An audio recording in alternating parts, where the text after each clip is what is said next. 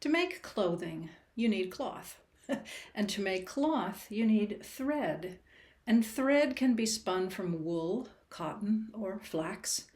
Before textile mills mechanized the many processes involved, spinning was usually done by women, so much so that in the West, the female half of humanity was called the distaff side, a distaff being the stick holding a clump of fibers.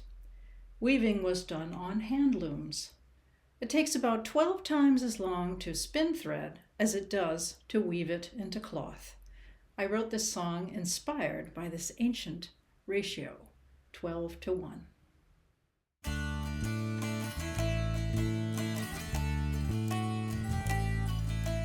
In a day no more existing, spinning wheels went round and round. Fingers drew the fibers, twisting into thread.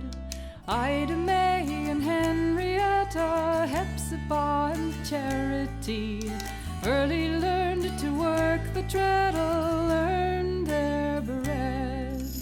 And to keep one weaver working took 12 spinners all their time. No such thing as idle hands from dawn until the evening chime. In a time hard to conceive, women spun and men did weave. Then the thread goes to the weaver, shuttle flying to and fro. On his loom, row by row, the fabric grows.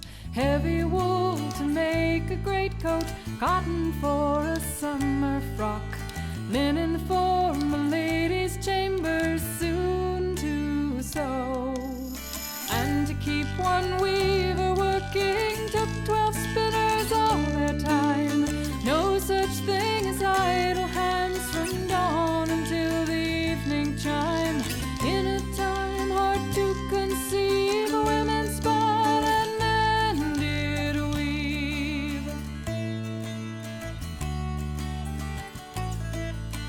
Who can count the generations spinning every stitch they wore, bound up in the old equation till the mill made it no more?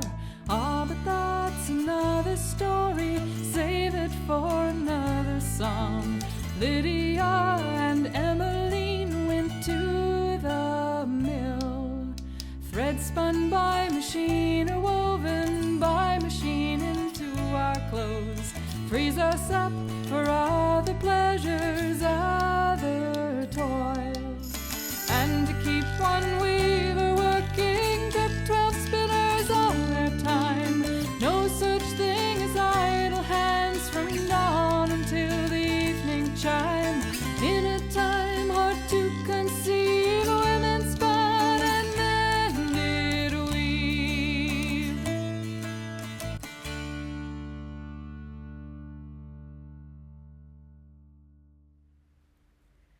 The very oldest clothing was made from the fur and hides of animals. Sewing needles have been found that are 50,000 years old, and some dyed flax discovered in a Russian cave was over 30,000 years old.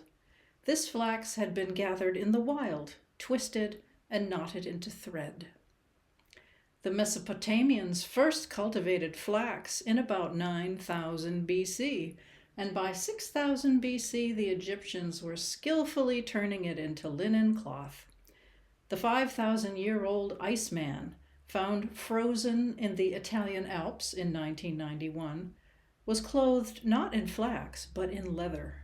His waterproof shoes had bearskin soles, deer-hide uppers, and laces of cow sinew. He had on no wool because the sheep of his time were hairy rather than woolly. It took a long time to breed sheep that grew fleece, and longer still to figure out all the steps needed to make it useful. Wool contains lanolin, a wax that repels water, but it also attracts dirt.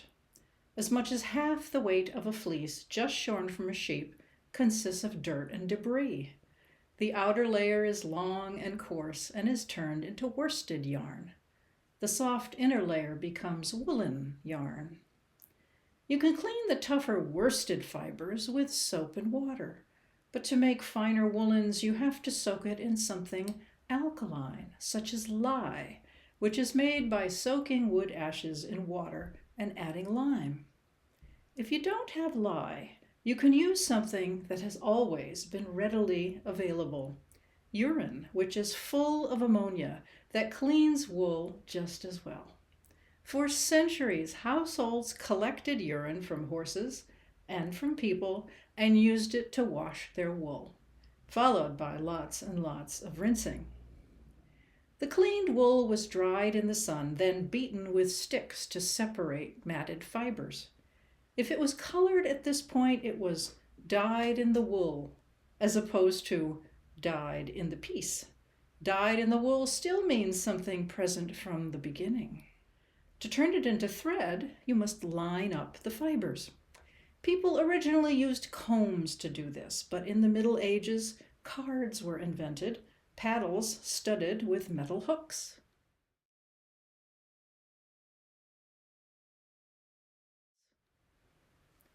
Once carded, you drew fibers from the clump and wound them on the distaff.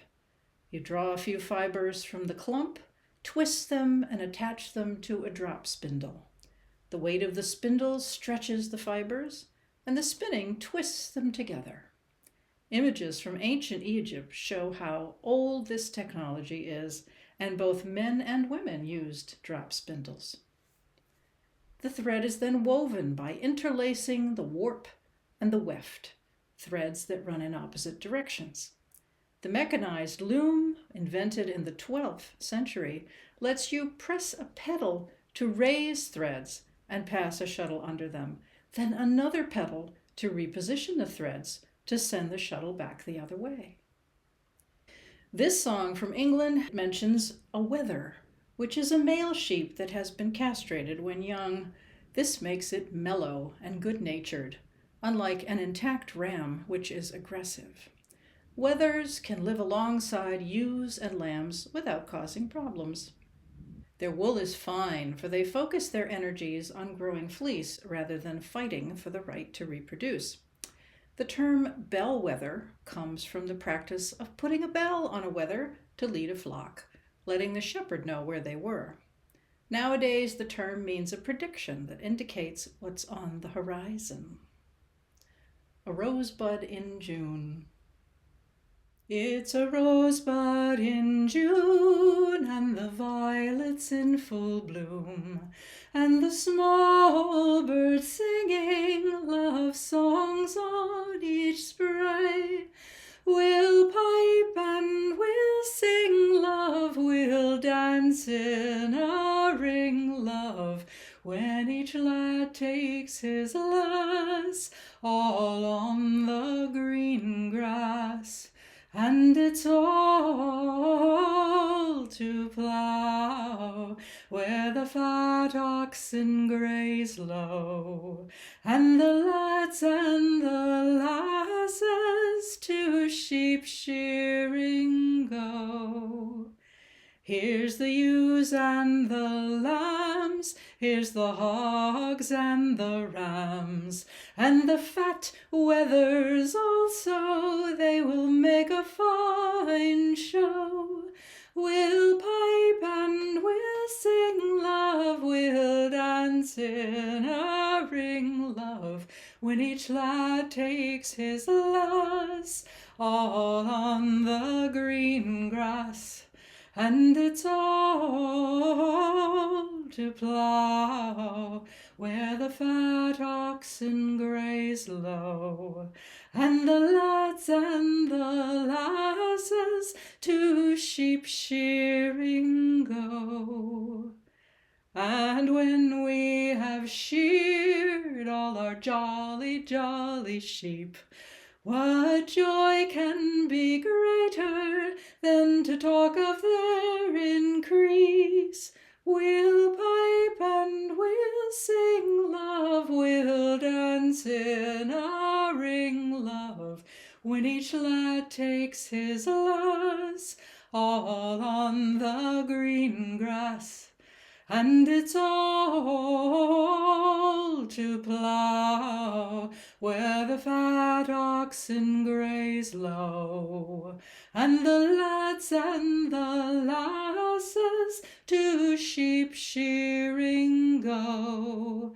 For their flesh it is good, it's the best of all food, and their wool it will clothe us and keep our backs from cold. We'll pipe and we'll sing, love, we'll dance in a ring, love, when each lad takes his lass, all on the green grass, and it's all to plough where the fat oxen graze low, and the lads and the lasses to sheep shearing go. Ancient Greeks and Romans wore unsewn lengths of wool or linen belted with a sash. Rich Romans imported silk, a wonderful, expensive fabric, whose origins were a complete mystery in the West. Nobody dreamed it came from unraveled caterpillar cocoons. Cotton is another ancient fiber. Evidence of it dates back some 8,000 years in Mexico and Peru, and India has been weaving cotton for some 5,000 years.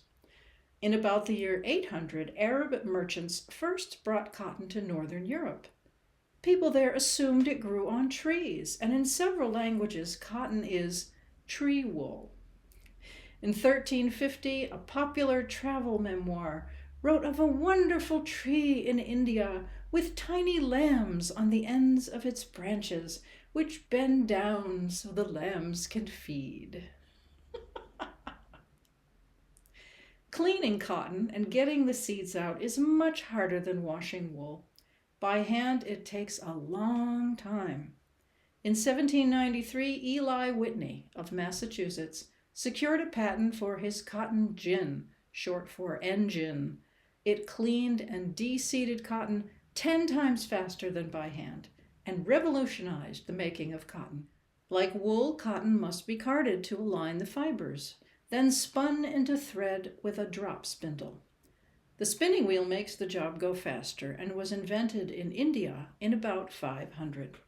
It reached Europe by the 1200s. You mount your distaff on a wheel that pulls and twists the fibers much faster than a drop spindle. Small ones, powered by a foot treadle, evolved into big walking wheels, which were even more efficient. A woman would walk for miles from corner to corner of a room as she spun.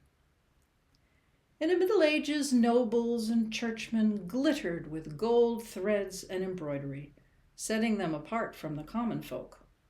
The rich jealously protected their marks of superiority. At various times, in various places, it was a crime to wear lace or velvet unless you were of a certain class. Doing so meant you were stepping out of your God-ordained place. In Europe, the royal purple could not be worn by anyone of less than the bluest blood. In medieval Spain, the richest families had skin so pale you could see their blue veins, distinguishing them from the darker-skinned Moors.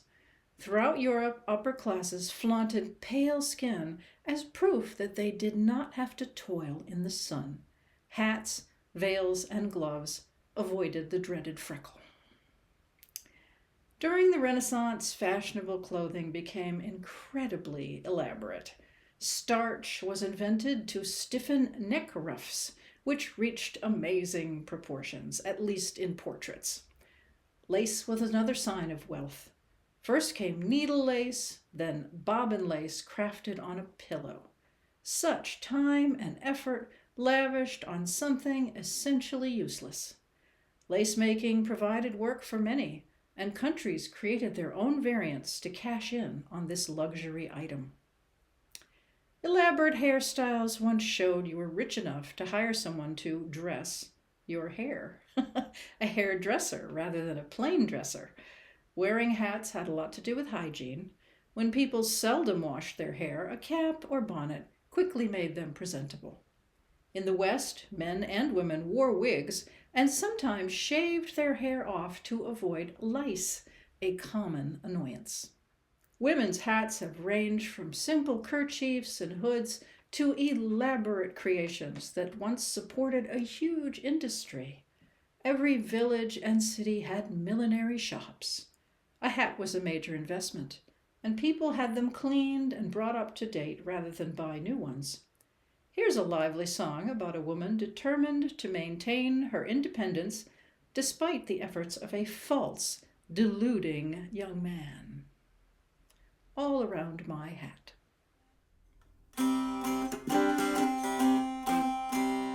All around my hat I will wear the green willow, and all around my hat for a 12-month and a day. And if anyone should ask me the reason why I'm wearing it, it's all for my true love who's far, far away. Fare thee well, cold winter, and fare thee well, cold frost. Nothing have I gained, but my own true love I've lost. I'll sing and I'll be merry when occasion I do see he's a false, deluding young man. Let him go, farewell he. All around my hat I will wear the green willow, and all around my hat for a 12-month and a day. And if anyone should ask me the reason why I'm wearing it, it's all for my true love who's far, far away. The other night he brought me a fine diamond ring, but he thought to have deprived me of a far better thing. But I, being careful as lovers ought to be, he's a false, deluding young man. Let him go, farewell he. All around my hat I will wear the green willow, and all around my hat for a 12-month and a day. And if anyone should ask me the reason why I'm wearing it, it's all for my true love who's far, far away. With a quarter-pound of reason and a half a pound of sense, a small sprig of time, and as much of prudence, you mix them all together, and you will plainly see he's a false, deluding young man. Let him go, farewell he.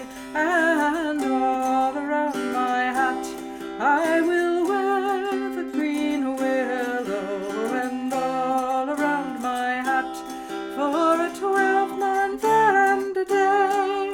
And if anyone should ask me the reason why I'm wearing it, it's all for my true love who's far, far away.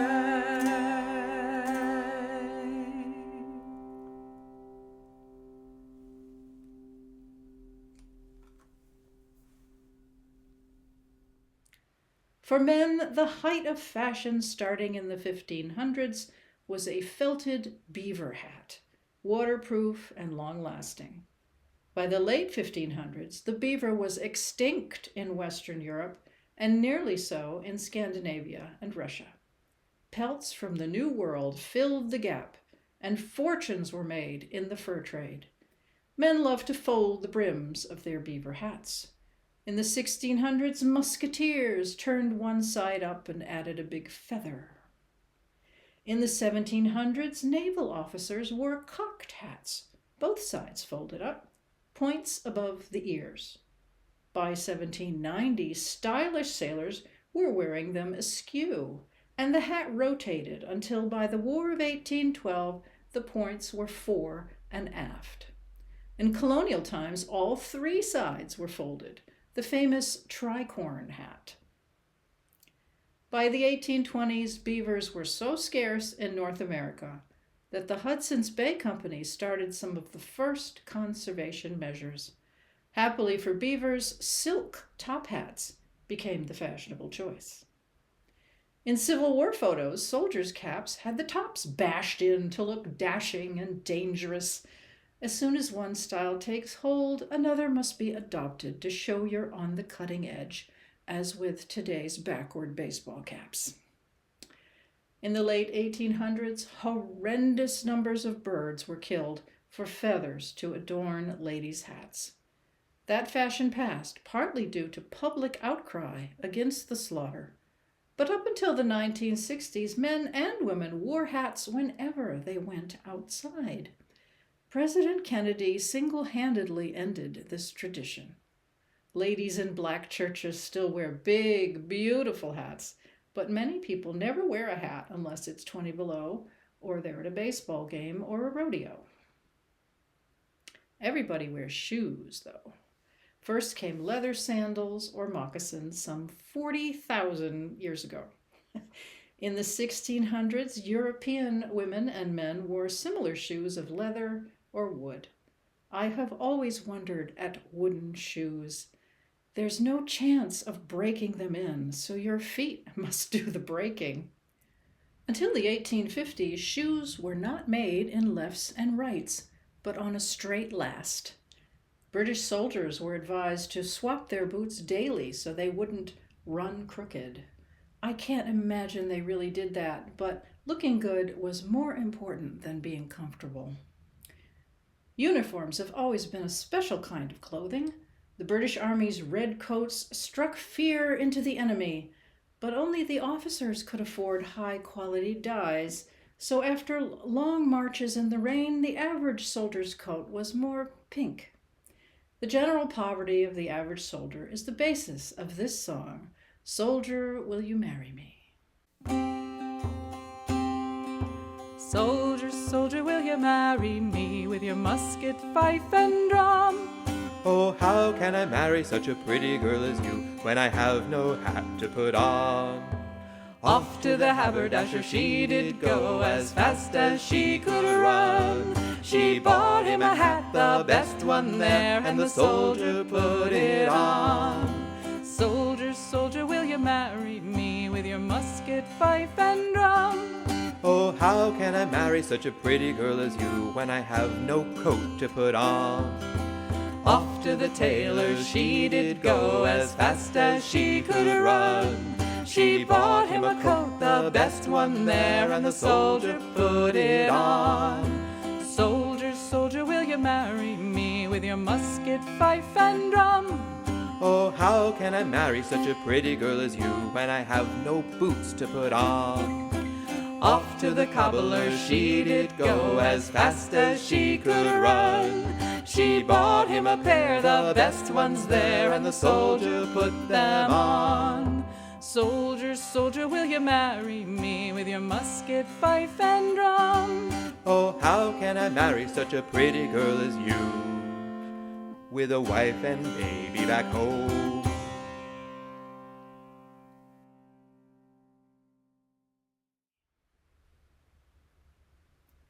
Haberdashers, tailors, and cobblers still exist, but are much less common than they once were.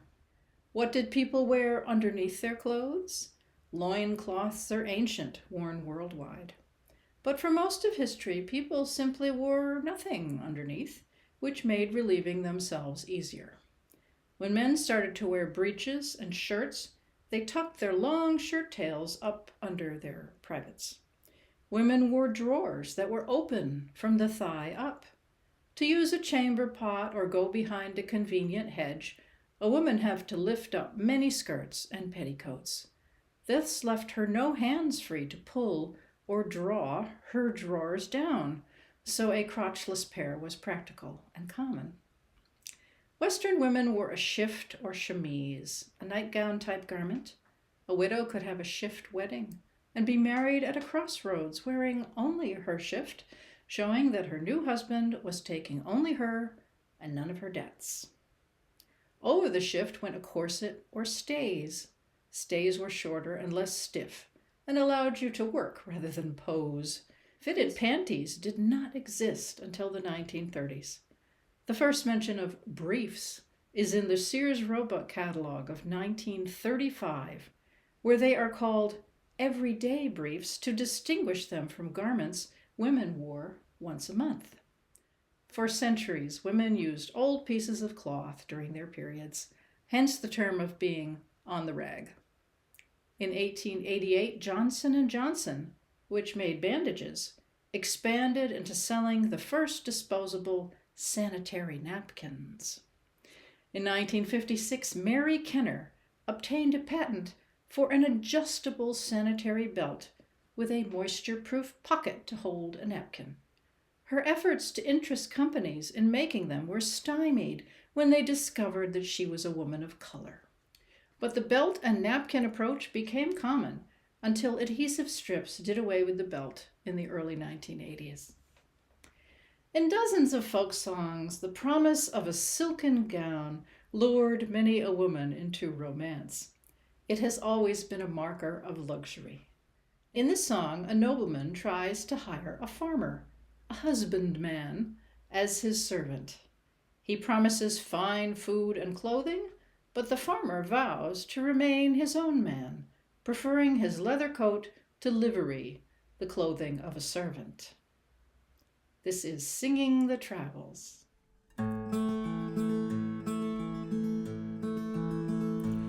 Well met, my brother dear, all along the highway, riding so solemn I was walking along. Oh, pray come tell to me what calling yours may be, and I'll have you for a serving man. Some serving men do eat the very best of meat, such as cock, goose, capon, and swan.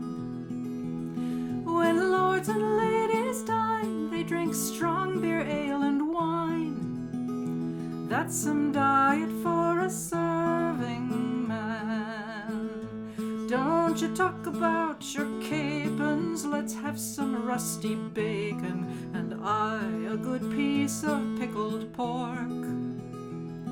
That's always in my house, a crust of bread and cheese. That's some diet for a husbandman. When next to church they go, with their livery fine and gay, and their cocked hats and gold lace all around, with their shirts as white as milk and made of finest silk.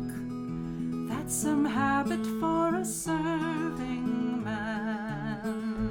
Don't you talk about your livery, nor all your silken garments, they're not fit for to travel the bushes in. Give me a leather coat, and in my purse a groat. That's some habit for a husbandman. So we must needs confess that your calling is the best, and we will give to you the upper hand. So now we won't delay, but pray both night and day.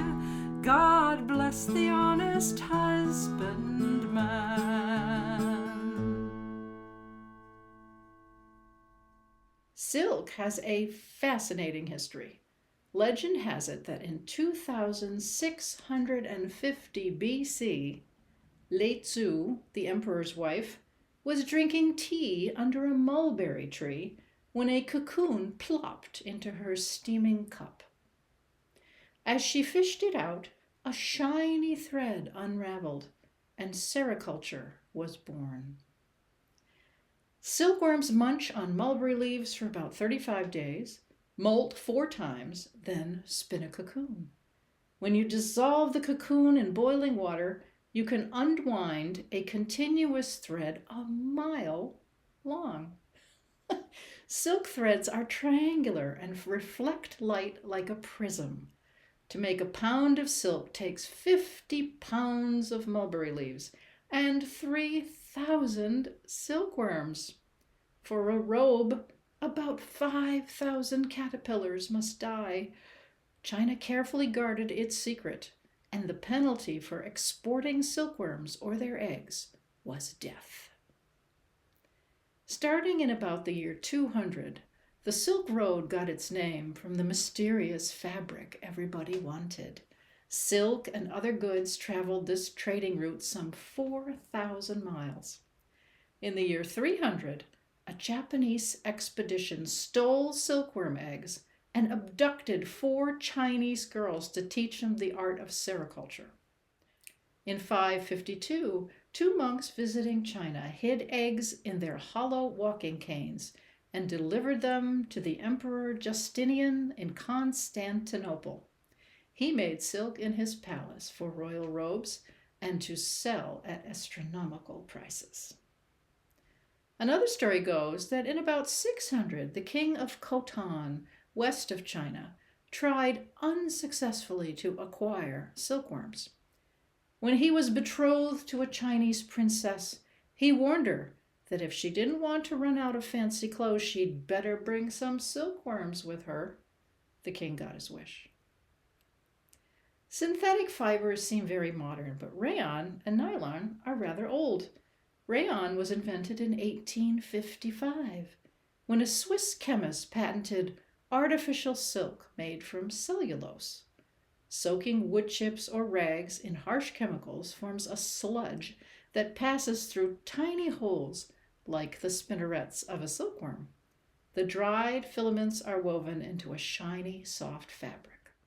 In 1889, a French chemist built the first factory to produce artificial silk, and in 1924, the Retail Dry Goods Association of America coined the name rayon, from the French rayon for beam of light. Rayon became extremely popular in the 20s as women enjoyed dresses and lingerie as soft as silk but much cheaper. Rayon is organic, but nylon is a true synthetic, a polymer made from petroleum. DuPont introduced it at the 1939 New York World's Fair as the first man-made fiber. They originally called it No Run, but realized this was a bad idea, as stockings made from it would definitely run. At the first public sale in 1939, 4,000 pairs of nylons were snapped up in just 3 hours. In World War II, all nylon was diverted to military use. Some women drew lines on the back of their legs to imitate seams. After the war, women cut up tents and parachutes to make clothes, including wedding dresses. Shortages in 1946 led to nylon riots. On one memorable day in Pittsburgh, 40,000 people lined up to buy 13,000 pairs.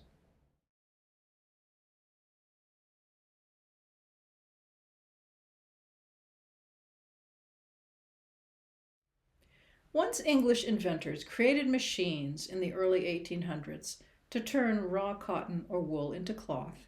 Weaving by steam made fabrics much more available.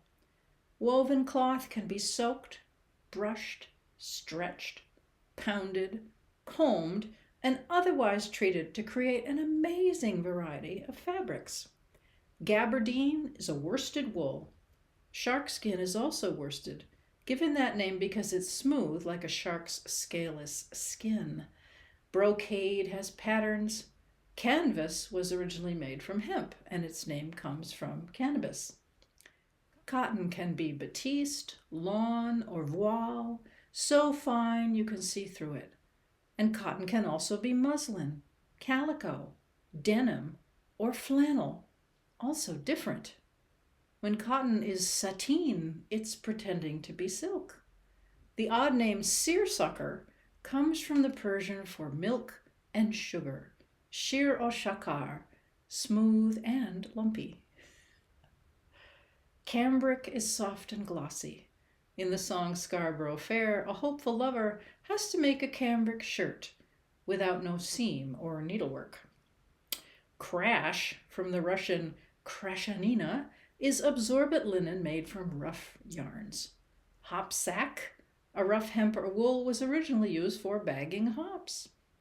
Tattersall, a plaid with fine lines, was named for a horse auction house in London where the horses wore checkered blankets.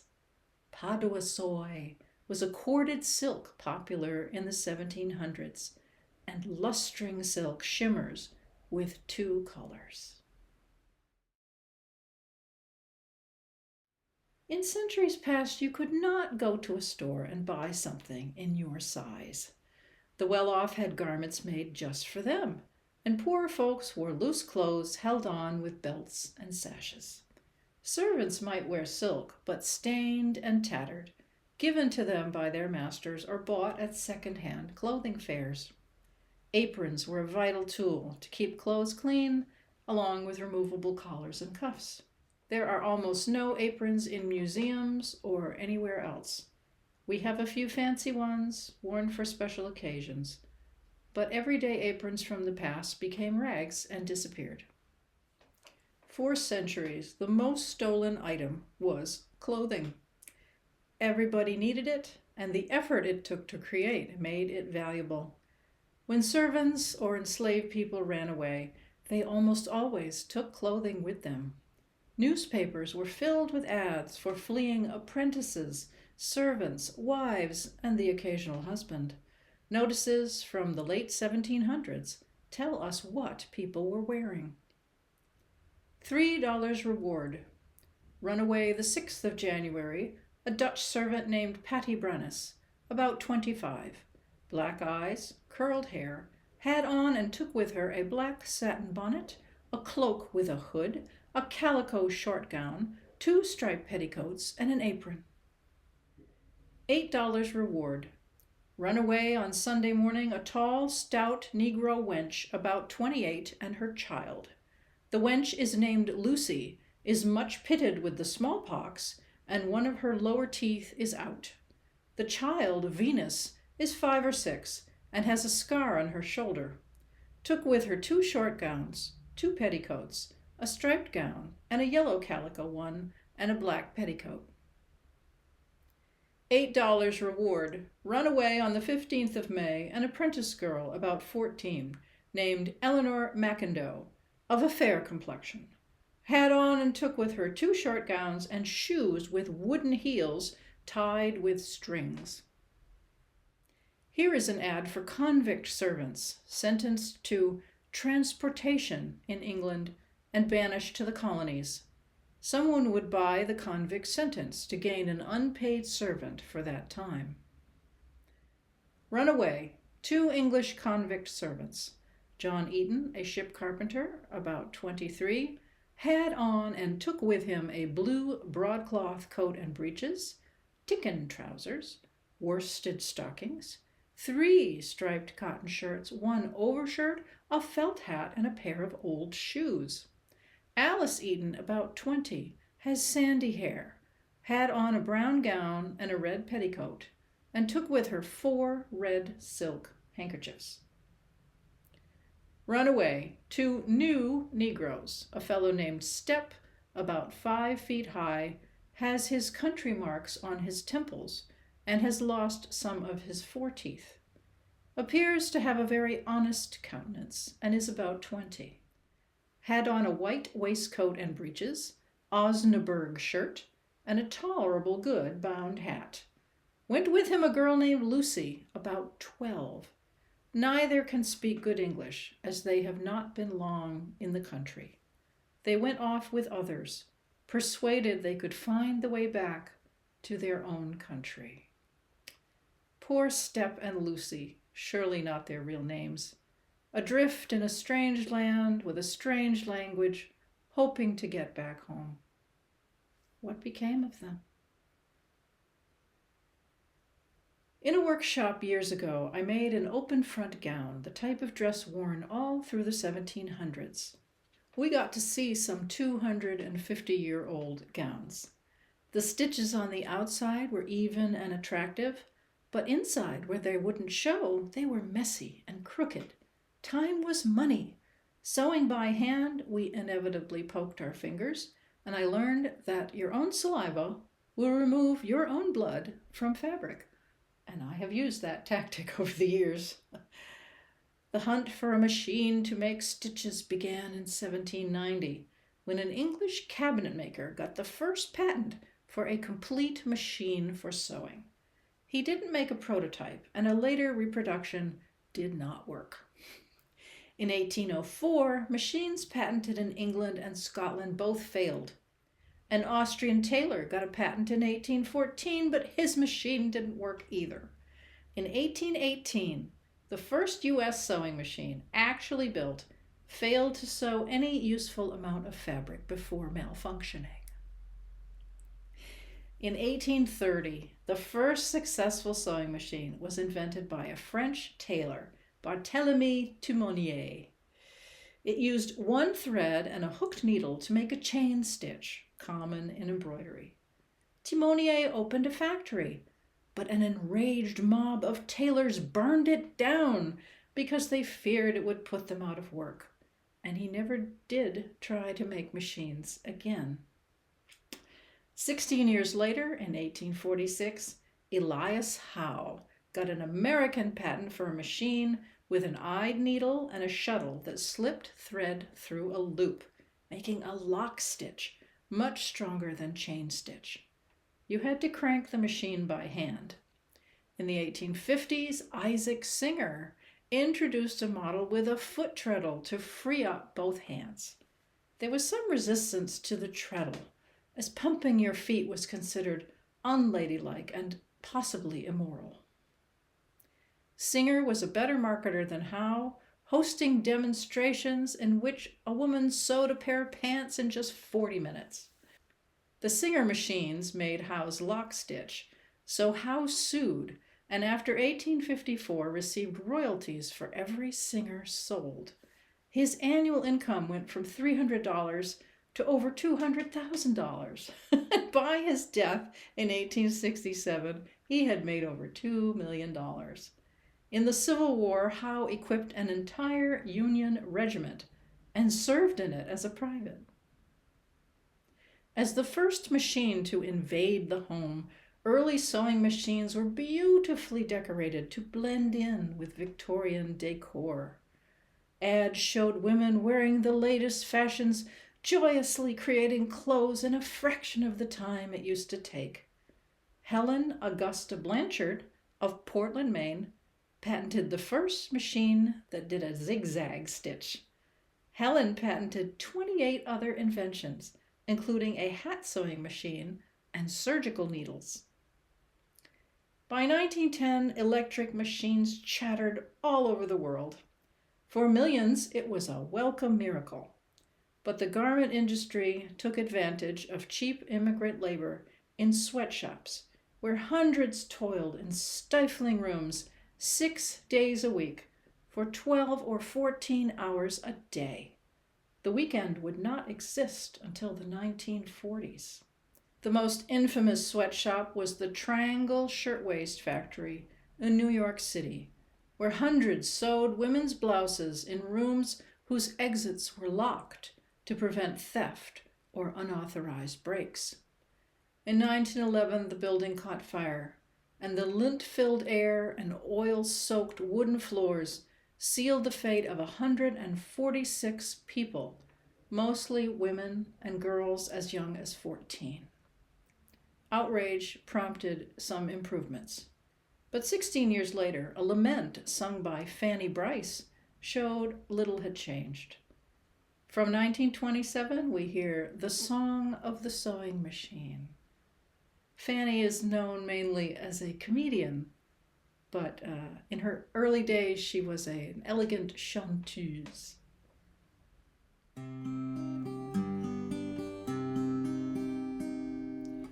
When I was young, on every mother tongue was a land that was milk and honey, where people were rolling in money far over the billowing sea. And so one day I sailed away with a heart that was light and sunny. I came to the land of the free. I ask you, is this liberty? There is no sun, there is no moon, there is no May, there is no June. If you listen to the song of the sewing machine, the babbling brook, the summertime is just a lazy poet's rhyme. If you listen to the song of the sewing machine, all through the day the drizzling rain is playing on my window pane, and every drop is saying there is no lover's lane. There is no song, there is no birds, and God is just another word. If you listen to the song of the sewing machine, all through the day the drizzling rain is playing on my window pane, and every drop is saying there is no lover's lane. There is no song, there is no birds, and God is just another word.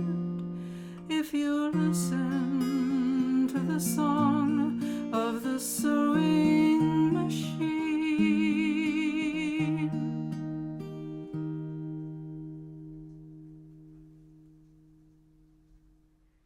In 1947, Betty Hutton sang a lighter song set in a sweatshop in a movie about silent film star Pearl White, star of the 1914 serials The Perils of Pauline. Betty complains that long days leave her too tired to go out in the evening and have any fun at all. Oh, the sewing machine, a girl's best friend. If I didn't have my sewing machine, I'd have come to no good end. But I bobbin' and pedal a pedal and wheel a wheel all day, and by night I feel so weary that I never get out to play. Oh, the sewing machine, a friend in need. If I didn't have my sewing machine, a wicked life I'd lead. But I bobbin' and pedal a pedal and dream about romance, but by night I feel so weary that I never get out to dance.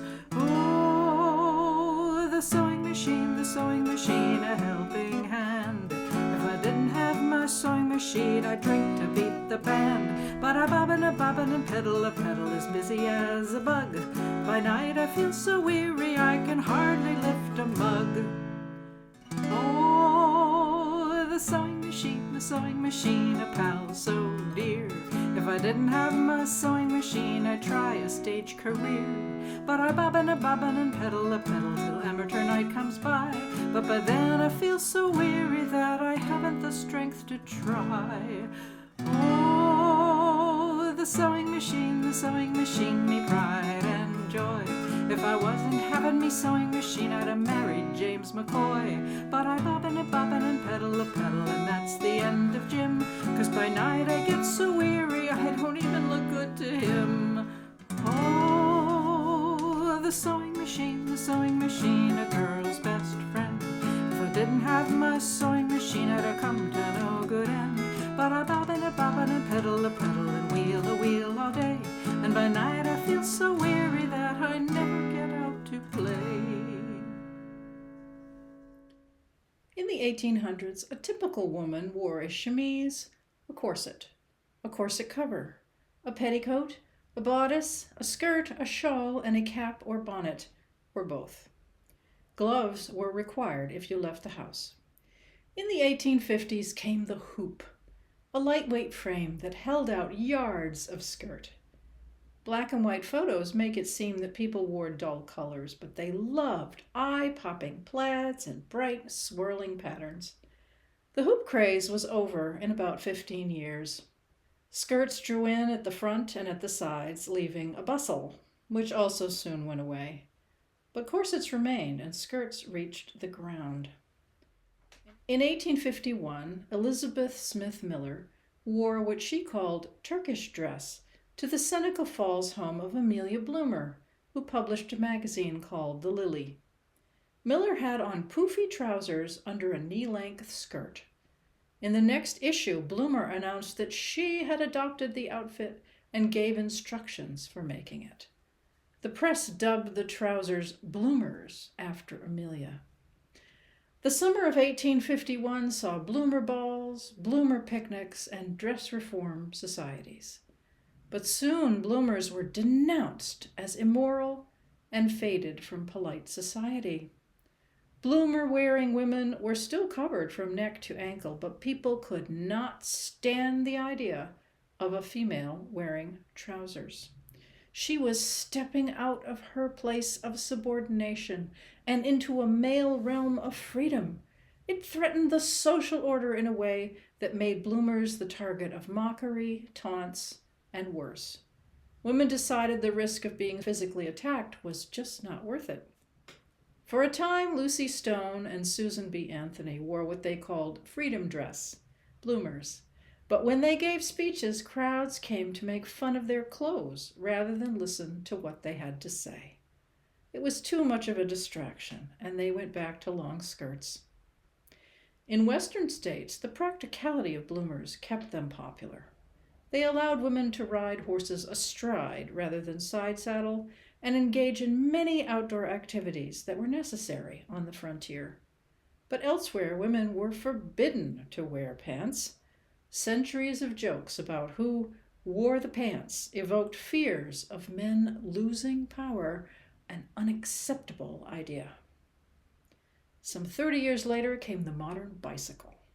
Women needed clothes to ride, and Bloomers were perfect. In the 1890s, they became the standard bicycle dress for women, who took to the freedom of pedaling in droves. Susan Anthony said she loved the sight of women riding freely, dressed in the Bloomers she had been forced to abandon so many years before. The corset finally released its grip in the 1920s, after a terrible World War swept away the old order. Young women wore loose dresses, cut their hair, and indulged in smoking and drinking and jazz dancing. The party was over with the Great Depression, and clothing became more sedate. In the 40s, the military look took over, and the 50s saw poodle skirts and rock and roll and the rise of a rebellious youth culture. In the 1960s came the miniskirt, which was a problem on frigid mornings at the bus stop. When I started public school, girls were not allowed to wear pants. In 1968, when I was in 5th grade, we were finally allowed to wear pants to school. The struggle to control females was ongoing, starting with what they wore. Today, you can wear a skirt of any length you like, but women are still complaining that their clothes lack pockets. Men's waistcoats and jackets have had pockets for hundreds of years. But back in the 1600s and 1700s, women tied freestanding pockets around their waists underneath their skirts. They reached the pocket through a slit in the skirt. The mistress of a household wore a chatelaine, a metal belt with dangling chains to hold keys, scissors, thimbles, and good luck charms. She had keys not only to every door, but to cabinets and containers that protected tea, sugar, jewelry, or other valuables. The typical household was crammed with relatives of various degrees, servants and apprentices, tradesmen who came and went, so security was a constant concern. Why did women not sew pockets into the seams of their skirts? They certainly knew how to do it. Perhaps having a separate pocket meant you could carry more stuff without messing up the fashionable shape of your outfit. In 1777, an Englishwoman named Jane Griffiths was charged with theft for trying to pocket 2 live ducks, so she had very large tie-on pockets.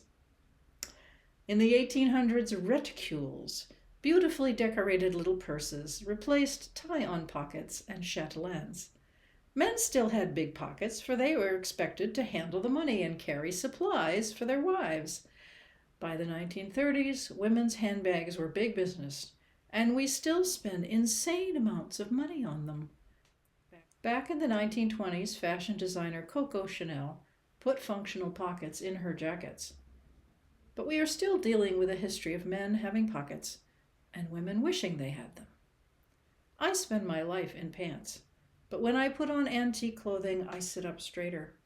My comportment improves, something that used to be part of your education, how to move gracefully and maintain dignity at all times.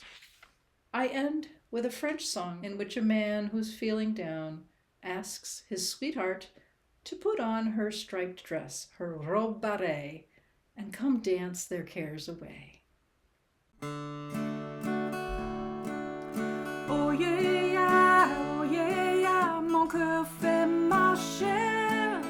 Mitra robe barrée quand tu fais au bal. Oh yeah, my heart is sad, dear. Wear your strappy dress when we go to dance. Oh yeah, ma cœur fait marcher. Mitra robe barrée quand tu fais au bal. Oh yeah, my heart is sad, dear. Wear your strappy dress when we go to dance.